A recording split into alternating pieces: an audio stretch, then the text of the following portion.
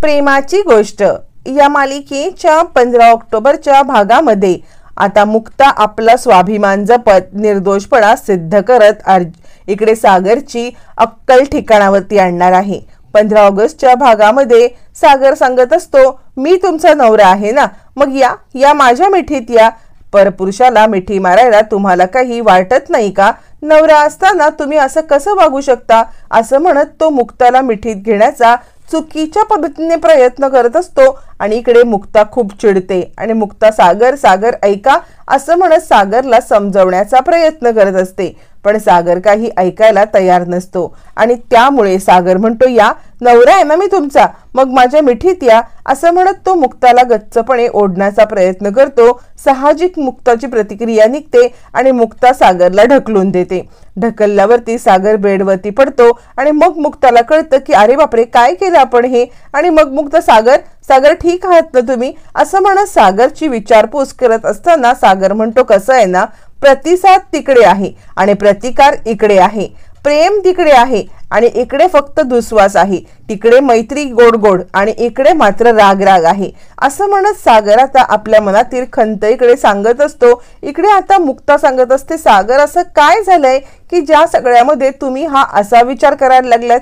मुक्ताला आपल्या प्रश्नाचं उत्तर हवं असतं, कारण मी अशी काय चूक केले की ज्याच्यामुळे सागर माझ्यावरती हा अशा पद्धतीचा आरोप करतायत? असं म्हणत ती सागरला आता मात्र विचारायला लागते। त्यावरती सागर म्हणतो, कसं आहे ना, गोड गोड मित्र तुमचा इकडे आहे, पण तिकडे माझ्या समोर कोण आहे? कडू कारलं, मी कडू आहे ना, त्यामुळे तुम्हाला मी नकोच होतो। असं म्हणत सागर आता मुक्तावरती आरोपावरती आरोप करत असतो। मुक्ता सांगत असते, तुम्ही माझ्यावरती संशय घेताय? अहो असं काय करताय? या सगळ्यामध्ये तुम्ही जे काही वागताय ना ते पूर्णपणे चुकीचं आहे। याच्या आधी सुद्धा तुम्ही माझ्यावरती संशय घेतला होता, याच्या आधी सुद्धा तुम्ही निर्दोष सिद्ध झाले होते, मग आता सुद्धा मला एक संधी द्या। तुम्ही कोणत्या गोष्टीसाठी माझ्यावरती संशय घेताय हे मला कळलं पाहिजे आणि कोणत्या गोष्टीसाठी तुम्ही मला इतकं बोलताय हे कळलं पाहिजे। यावरती सागर म्हणतो, तुम्ही इतका साहसूतपणाचा आव आणू नका, मी तुम्हाला आशयच्या मिठीत पाहिलेलं आहे आणि आता तुम्ही मला एक्सप्लेनेशन देताय की मी काही नाही केलं म्हणून? बस आता माझा प्रेमावरचा आपुलकी मायेवरचा सगळा विश्वास उडालेला आहे। असं म्हणत सागर हमसाहुमशी रडायला लागतो। आता आपलं रडू लपवण्यासाठी तो डोळे झाकून घेतो आणि मुक्ता म्हणते, सागर तुम्ही बोला माझ्याशी। यावरती मग मात्र आता इकडे सागर म्हणतो, अजिबात नाही, मला तुझ्याशी बोलायचंच नाहीये आणि मला काहीही करायचं नाहीये, जे मी डोळ्याने पाहिलं तेच सत्य आहे। असं म्हणत सागर मुक्तावरती चिडलेला असतो आणि तिच्यावरती नको ते घाणेरडे आरोप करत तो तिकडून निघून जातो। मग मुक्ता आता इकडे सागरने तिच्या अंगावरती जो टॉवेल फेकलेला असतो तो टॉवेल तिच्या मंगळसूत्रात अडकलेला असतो तो सोडवण्याचा प्रयत्न करत असताना तिकडे आता सावनी येते। सावनी आगीत तेल ओतण्याचं कामच करण्यासाठी आलेली असते। सावनी सांगते, काय ग मुक्ता, म्हणजे या सगळ्यामध्ये सागरने तुझ्यावरती अविश्वास दाखवला ना?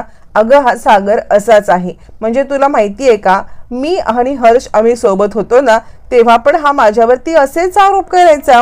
हर्ष आणि मी सोबत असताना असंच माझ्याशी भांडण उकरून करायचा। तुला माहिती आहे ना, या सगळ्यामध्ये सागर हा असाच आहे।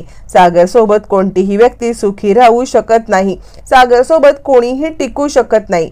त्यामुळे लक्षात येते का, हा गुंता सोडवण्याचा अजिबात प्रयत्न करू नकोस। हा तुझा टॉवेल जो मंगळसूत्रात अडकला ना तो गुंता कधीच सुटणार नाही। त्यापेक्षा सागरने तुला धुडकावून लावले ना, तर हे मंगळसूत्र पण तू धुडकावून लाव की, हे मंगळसूत्र सुद्धा तू काढून टाक। कारण कसं आहे ना, सागर आणि तुझं नातं तुटलेलं आहे आणि ते नातं तुटल्यामुळे आता मंगळसूत्र घालण्याची तुला काही गरजच नाहीये। बघितलंस ना सागरने कसं धुडकावून तुला निघून गेला ते, असंच त्याने मला धुडकावून निघून गेला होता। असं म्हटल्यावरती मुक्ता सांगते, मुळातच काळ्या मनाच्या बाईला काळ्या मनाच्या पोतीचं महत्व ते काय कळणार? आणि खबरदार, पुन्हा माझ्या मंगळसूत्राला हात घालण्याची हिम्मत केली तर गाठ माझ्याशी आहे। आणि तुम्हाला काय वाटलं, सागर माझ्यासोबत भांडला, सागर माझ्यासोबत रागवले किंवा रागारागात न बोलता निघून गेले म्हणून आमचं नातं काही संपुष्टात आलेलं नाहीये। आमचं नातं अजूनही स्ट्रॉंग आहे। नवरा बायकोमध्ये काहीही भांडणं झाली सुद्धा त्याच्यामुळे नातं तुटत नसतं। मी माझं नातं टिकवून ठेवणार आहे आणि सागर आणि मी एकत्र राहणार आहे। पण तुमच्यासारख्या काळ्या मनाच्या बाईला या काळ्या मनांचं महत्त्व समजणारच नाहीये, त्यामुळे याच्यापासून लांब राहा। पुन्हा जर का माझ्या मंगळसूत्राला हात घालण्याची हिम्मत केलीत ना तर मुळापासून हा हात उपटून टाकेन, ही गोष्ट लक्षात ठेवा, असं म्हणत इकडे आता मुक्ताने सावनीला आपली जबरदस्त लायकी दाखवलेली असते आणि धमकी पण दिली असते की पुन्हा माझ्या वाटेला गेलात तर तुमचा हात उपटून टाकेन. इकडे सावनी निघून जाते. मुक्ता रागारागात सावनीकडे पाहत राहते, कारण सागरच्या बोलण्यात सुद्धा एकदा एक वाक्य मुक्ताने ऐकलेलं असतं की सावनी बरोबर म्हणत होती की मुक्ता विश्वास ठेवण्याच्या लायकीची नाहीये, मुक्ता सुद्धा तुला धोका देणार, आणि सावनीचंच म्हणणं खरं ठरलं. मुक्ताला तेच आठवतं आणि ती विचार करते कुठेतरी सागरच्या मनात विष पेरण्यासाठी सावनी तर जबाबदार नाहीये ना. मुक्ताच्या डोक्यामध्ये एक विषय क्लिक होतो, पण दुसऱ्या क्षणाला मुक्ता भावूक होते आणि सागर तिच्यासोबत जे वागलाय ते सगळं आठवते आणि रडू कोसळतं. आणि ती विचार करते आत्ता सागर नशेमध्ये आहेत, उद्या सागरची नशा उतरली की मी त्यांच्याशी बोलेन. दारूच्या नशेत असलेल्या माणसापेक्षा शुद्धीत असलेल्या सागर सोबत बोलणं मला सोपं जाईल, असा विचार करत दुसऱ्या दिवशी सागर सोबत बोलण्याची आता इकडे मुक्ता वाट पाहत असते. तोपर्यंत इकडे आता लकी ब्रेकफास्ट टेबलवरती बसलेला असतो आणि त्याच वेळेला तिकडे मुक्ता येते. आणि लकी कसं वाटतंय तुला आता? लकी म्हणतो थोडासा मला अशक्तपणा आहेच अजून. यावरती मुक्ता सांगते मी तुला गरमागरम कॉफी देते, गरमागरम नाश्ता देते, त्यानंतर तू औषधं वगैरे घे आणि थोडासा पड, आराम कर, औषधं घे म्हणजे तुझी तब्येत बरी होईल. यावरती लकी म्हणतो वहिनी तू खरंच मला माफ कर, माझ्यामुळे जे काही घडलं ना त्यासाठी तू खरंच मला माफ कर. तू दरवेळेला माझं बाजू सावरण्याचा प्रयत्न केलास पण मी दरवेळेला माती खाल्लेली आहे, खरंच मला वहिनी तू माफ कर, असं म्हणत लकी चक्क मुक्ताची माफी मागायला लागतो. यावरती मुक्ता म्हणते लकी ही ती सिच्युएशनच नाहीये, आपण या सगळ्यामध्ये कोणताही विषय काढायला नको. एक काम कर, तू सगळ्यात आधी बरं हो, तुझी तब्येत बरी होणी ही महत्वाचं आहे आणि त्यानंतर बाकी काय करायचं ते आपण बघूया, असं म्हणत मुक्ता आता इकडे लकीसाठी कॉफी बनवायला जाते आणि लकीसाठी ब्रेकफास्ट बनवायला जाते. तोपर्यंत इकडे आता इंद्रा एकविरा आईची आरती करत असते आणि माझ्या सगळ्या मुलांना सुखी ठेव, माझ्या मुलांवरती आलेलं सगळं संकट दूर कर, असं म्हणत इकडे आता इंद्रा प्रार्थना करत असते आणि देवी आईची आरती करत असते. तोपर्यंत मुक्ता इकडे किचन मध्ये लकीसाठी ब्रेकफास्ट आणि कॉफी बनवत असते आणि तिच्या डोक्यातून विचार जात नसतात ते म्हणजे सागरचे.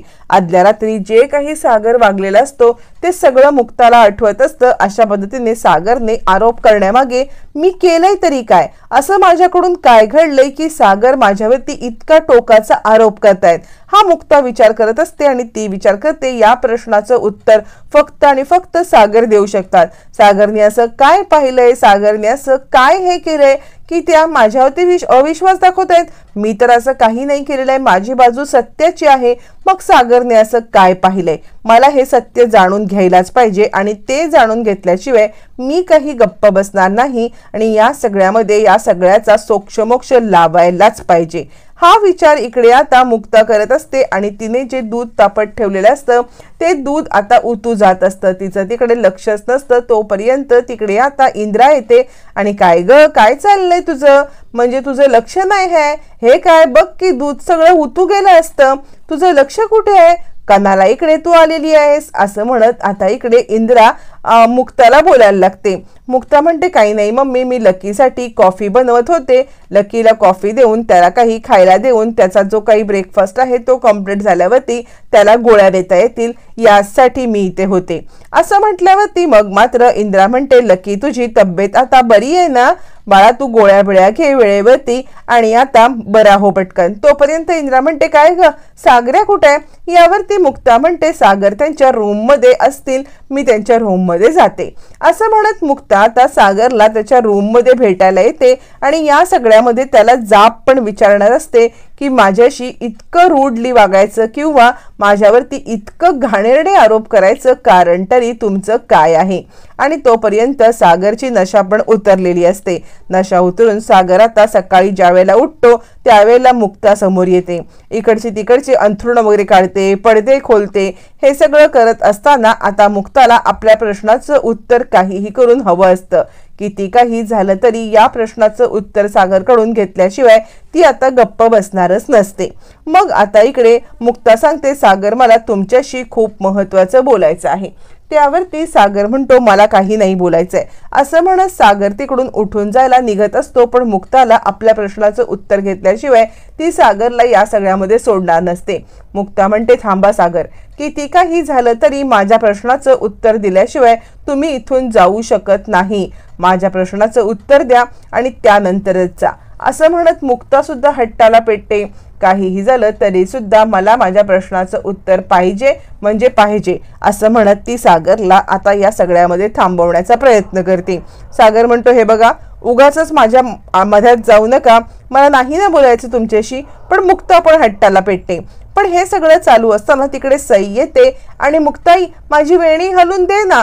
अगं माझी वेणी स्वाती तू घालतीये, पण मला ती काही वेणी आवडत नाहीये, मला तुझ्याच हातून वेणी घालून पाहिजे आहे, तू माझी वेणी घालून देशील का असं म्हणत ती मुक्ताला वेणी घालून देण्याचा आग्रह करायला लागते. मुक्ता म्हणते ये ना सई बाळा, मी तुझी छानपैकी वेणी घालून देते असं म्हणत मुक्ता सईला वेणी घालायला देते आणि ती सईला गोष्ट सांगायला लागते.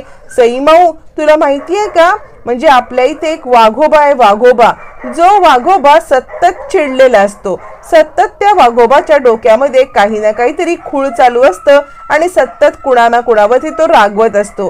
तुला माहितीये का आपल्या घरामध्ये सुद्धा असा एक वाघोबा आहे असं म्हणत मुक्ता जवळजवळ सागरचीच गोष्ट आता इकडे सईला सांगत असते. गोष्ट सांगता सांगता सईची वेणी सुद्धा छानपैकी घालून देते आणि इकडे सागर हे सगळं पाहत असतो. तोपर्यंत सावनी आता आपल्या रूम मध्ये असते आणि इकडे आदित्य बॅग भरत असतो. आदित्य आपली स्कूलची बॅग भरत असतो आणि स्कूलची बॅग भरता भरता तो एक एक बुक आता बॅग मध्ये टाकत असताना सावनी हसून हसून त्या बुक काढत असते. त्यावरती आदित्य म्हणतो मम्मा अगं तुझं काय चाललंय, मला स्कूलमध्ये जायचं आहे म्हणून मी बॅग भरत आहे आणि तू तू का बरं ही बॅग सगळी विस्कटत आहेस. यावरती आता इकडे आणि तू सारखी सारखी हसती आहेस, नक्की झालंय तरी काय, तू असं हसण्याचं कारण तरी काय असं म्हणत तो आता हसण्याचं कारण इकडे सावनीला विचारत असतो. सावनी म्हणते काय सांगू तुला, अरे माझ्या आनंदाचा पारावारच राहिलेला नाही असं म्हणत इकडे आता सावनी आदित्यला जवळ घेते आणि खरं सांगू का तर खऱ्या अर्थाने मला आता न्याय मिळणार आहे, खऱ्या अर्थाने मी आता खुश होणार आहे, खऱ्या अर्थाने मी सुखी होणार आहे असं म्हणत ती आदित्यला सत्य काही न सांगता आपण का खुश आहोत हे न सांगता फक्त खुश होत असते आणि मनातल्या मनात विचार करते की आता सागर आणि आता मुक्ता या दोघांच्या मधली भांडण तर मी संपू देणार नाहीये. किती काही झालं तरी दोघांना या सगळ्यामध्ये वेगळं केल्याशिवाय मी गप्प बसणार नाही. जी सिच्युएशन कधीतरी माझ्यावरती आली होती ना, ती सिच्युएशन ज्या वेळेला मुक्तावरती येईल ना त्याच वेळेला खऱ्या अर्थाने माझा बदला पूर्ण होईल असं म्हणत सावनी आता स्वतःच्या चुकांचा बदला हा मुक्ताकडून घेण्यासाठी इतकी खुश असते आणि त्या कारणासाठी इतकी हसून हसून असते की आपल्या मुलासोबत सुद्धा आपण कपटीपणा करतोय हे तिच्या गावात पण नसतं. इकडे आता स्वाती सांगत असते अगं मुक्ता तुला माहितीये का, मी सुद्धा तिच्या अशा वेण्या घालून देत होते पण तिला काही पटतच नाही. एकदा दोनदा नाही 3दा वेण्या घातल्या मी तिच्या, 3 वेळेला मी तिच्या वेण्या घालून दिल्या होत्या पण तिला काही पटतच नाही. मुक्ताईच्याच हातच्या वेण्या पाहिजेत, मुक्ताईच्याच हातच्या वेण्या पाहिजेत असं म्हणत निघून गेली ना तुझ्याकडे ती. यावरती तुला बरं जमतं बाबा, म्हणजे तुला तिच्या मनामध्ये काय आहे हे अचूक कळतं असं म्हणत इकडे आता स्वाती मुक्ताचं कौतुक करत असते. म्हणजे बघ ना या सगळ्यामध्ये तू नसशील ना तर किती मोठा तिचा प्रॉब्लेम होईल. तिला मात्र तूच हे केलं पाहिजेस, तूच ते केलं पाहिजेस, तू बनवतेस तसंच ब्रेकफास्ट पाहिजे, तू बनवतेस तशाच वेण्या पाहिजेत असं तिचा हट्ट असतो. बापरे मुक्ता, जर एक दिवस तू नसशील ना तर मात्र या घरामध्ये जिकडे सईचं काय होईल कळतच नाहीये बरं का. सई नुसतं घर डोक्यावरती घेईल असं म्हणत स्वाती आता फ्लो मध्ये हे सगळं बोलत असते आणि त्याच वेळेला सागर बाहेर येतो आणि त्यावेळेला इकडे आता सई सांगत असते नाही नाही माझी मुक्ताई जर मला सोडून गेली तर मी कशी राहीन. मुक्ताई तू मला नाही ना कधी सोडून जाणार, मी तुझ्याशिवाय राहूच शकत नाही मुक्ताई, तुझ्याशिवाय एकही दिवस मला काढता येणार नाही असं म्हणत सई आता हे वाक्य बोलल्यावरती सागरच्या डोक्यामध्ये ते वाक्य चांगलंच घुसतं आणि अरे बापरे, जर का मुक्ता हे घर सोडून निघून गेल्या तर, मुक्ता या सगळ्यामध्ये सईला सोडून निघून गेल्या तर, या घराला सोडून निघून गेल्या तर, कारण मुक्ताने घराला अशी काही सवय लावले, सईला अशी काही सवय लावले की ज्याच्यामुळे हे घर मुक्ताशिवाय अपूर्ण आहे. खरंच मुक्ता हे घर सोडून जातील का? आता सागरच्या डोक्यामध्ये पटकन भीतीचं वातावरण येतं आणि सागर याच गोष्टीचा विचार करायला लागतो की जर मुक्ता घर सोडून निघून गेली तर माझं काही खरं नाही आणि खऱ्या अर्थाने इथेच सागरचे डोळे उघडलेले असतात. आपण मुक्तावरती जे घाणेरडे आरोप करतोय त्यामुळे मुक्ता घर सोडून जाऊ शकते हा विचार त्याच्या मनामध्ये आल्यावरती सागर चांगलाच चपापतो आणि आता 2 मिनिटं तो विचारच करत बसतो की आपण खरंच काहीतरी चुकीचं वागलोय का? मुक्तावरती संशय घेऊन आपण खूप मोठी चूक केले का? रागाच्या भरात मुक्ताने घर सोडून निघून गेली तर असा विचार त्याच्या मनात आल्यावरती सागर थोडासा चपापतो आणि त्याला सगळं भवितव्य दिसायला लागतं. कारण मुक्ता या घरात येण्याच्या आधी घराची झालेली अवस्था, मुक्ता या घरात येण्याच्या आधी आपली झालेली अवस्था, त्याचप्रमाणे इकडे आता सईची झालेली अवस्था, हे सगळं त्याला आठवतं आणि सागर चपापतो आणि याच विचारामध्ये तो उभा असतो. तोपर्यंत मुक्ता सांगायला लागते, चल सई माऊ, मी तुला ना बस पर्यंत सोडून येते. असं म्हणत मुक्ता सईला घेऊन जाते. तोपर्यंत सागर तिकडे येतो आणि त्याच्या मनातलं विचारांचं काहूर काही थांबतच नसतं.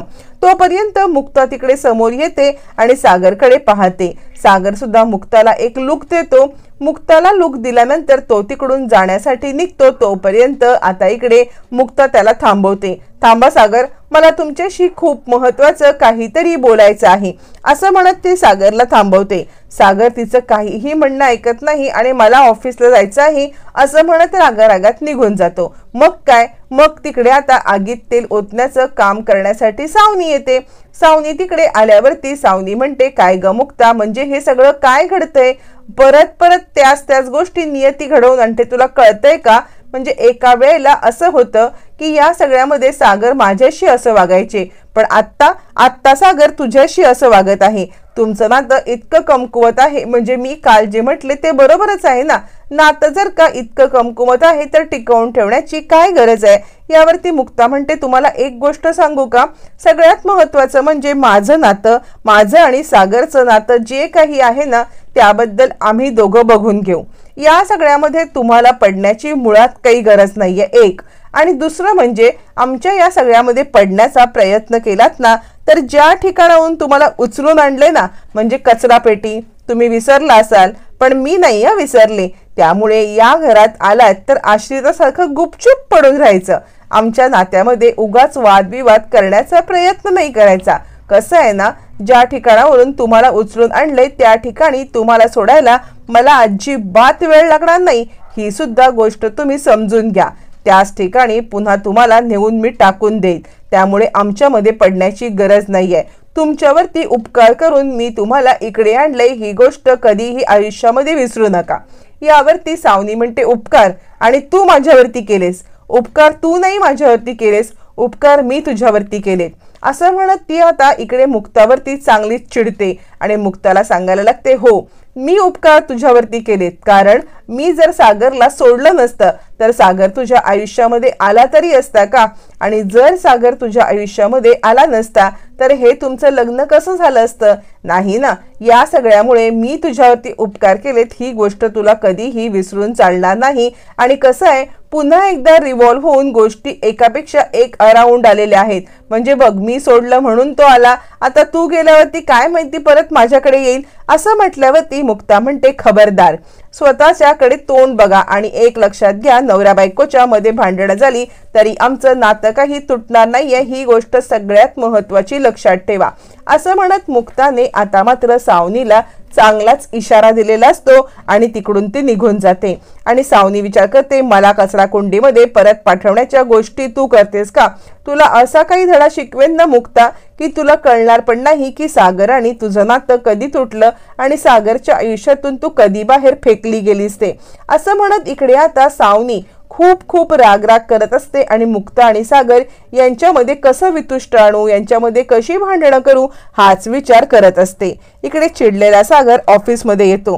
त्याच्या डोक्यामध्ये भलताच राग असतो. राग, चीड आणि सगळा द्वेष आणि मुक्ता घर सोडून गेली तर काय होणार, हे सगळं असलेला सागर आता या सगळ्यामध्ये बाहेर येतो आणि तिकडे ऑफिसमध्ये आल्यावरती आरडाओरडा सुरू करतो. कामतची फाईल कुठे आहे, हे कुठे आहे, हा पाण्याचा ग्लास कुणी ठेवला, पाण्याचा ग्लास पाडतो आणि असं सगळं अस्ताव्यस्त करत असतानाच आता मात्र इकडे तो सांगतो कुठे आहे, मला आज कामतची फाईल हवी होती, कामत इंडस्ट्रीची फाईल कुठे आहे. यावरती बाहेरून तो फोन करतो. फोन केल्यावरती बाहेरून असिस्टंट सांगतो सर तुम्हाला हवी होती म्हणून ती फाईल आम्ही तुमच्या टेबलावरतीच ठेवलेली आहे, टेबलावरतीच फाईल आहे. यावरती सागर म्हणतो कुठे आहे टेबलावरती फाईल, आता तर मी सगळं पाहिलंय, टेबलावरती फाईल नाही काय नाही असं म्हणत सागर चिडचिड चिडचिड चिडचिड करत असतो.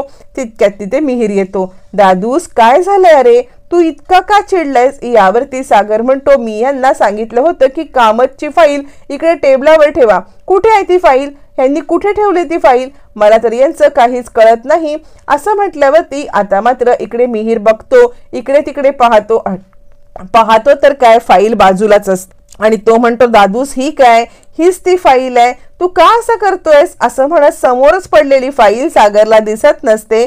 ती फाईल आता इकडे मिहीर त्याच्या हातामध्ये देतो. मिहीरने हातात फाईल दिल्यावरती सागर ती फाईल पाहतो आणि बाजूला ठेवतो. ऍक्च्युली त्याला फाईल वगैरे काहीच नको असते, उगाच चिडचिड चिडचिड चिडचिड त्याची चालू असते. मिहीरला हे कळतं आणि तो विचार करतो नक्की दादूसच्या डोक्यात तरी काय चाललंय, नक्की याच्या मनात तरी काय चाललंय आणि मिहीर तो विचारच करत असतो. तोपर्यंत सागर आता बसतो आणि मिहीर त्याला म्हणतो दादूस काही झालंय का. यावरती सागर त्याला काही उत्तर द्यायला नकार देतो, पण मिहीरला समजतं की सागरच्या डोक्यामध्ये काही चालू आहे आणि सागरच्या डोक्यात फक्त आणि फक्त आशयचा विषय चालू असतो. मग आता इकडे मुक्ता ऑफिसमध्ये येते. ऑफिसमध्ये आल्यावरती मुक्ता सागर सोबत बोलण्यासाठी येते. ती आता ऑफिस केबिनचे दार वाजवते आणि सागर न बघताच कमीन असं म्हणतो. आता मुक्ता सागरच्या केबिनमध्ये येते आणि मला सगळ्या प्रश्नांची उत्तरं हवेत असं म्हणायला लागते. तोपर्यंत इकडे सावनी आशयचे कान भरते आणि सागर मुक्तासाठी योग्य नाहीये, या सगळ्यामध्ये तू त्याचा विचार कर, तो कसा वागतोय मुक्ताशी तुला कळतंय ना, त्यामुळे तू मुक्ताला या बंधनातून सोडव असं आता सावनी आशयला आपल्या काळजीपोटी सांगते असं म्हणते. तोपर्यंत मुक्ता सागरला काय झालंय, तुम्ही काय पाहिलं, तुम्ही का असा संशय घेताय असा प्रश्न विचारत असते. त्यावरती सागर म्हणतो मी माझ्या डोळ्यांनी तुम्हाला एकमेकांच्या मिठीत पाहिलेलं आहे. इकडे आता आशयच्या मनामध्ये पक्क सावनी करते की काही झालं तरी मुक्ताला या बंधनातून सोडवून टाक.